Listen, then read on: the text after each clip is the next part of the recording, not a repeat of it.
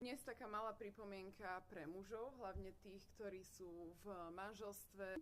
V prvom rade vám chcem vyjadriť obdiv za to, že sa staráte o svoje rodiny. Tým, ktorí sa staráte. Obdivujem to, že naozaj, že zvládate tlak v práci, všetko a nosíte financie domov, ale byť dobrým manželom neznamená iba nosiť financie. To z vás robí, ako sa hovorí po anglicky, good provider, hej?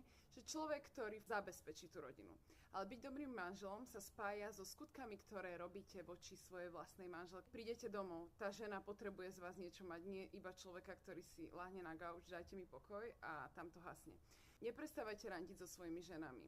Venujte sa svojim ženám, počúvajte ich, buďte ich emocionálnou podporou. Snažte sa aj tej žene v podstate pomôcť, ale čo je veľmi dôležité, nehovorte jej ľúbim ťa, ale dokazujte to skutkami. Snažte sa robiť pre ňu veci, ktoré pre ňu majú význam a nie iba pre vás.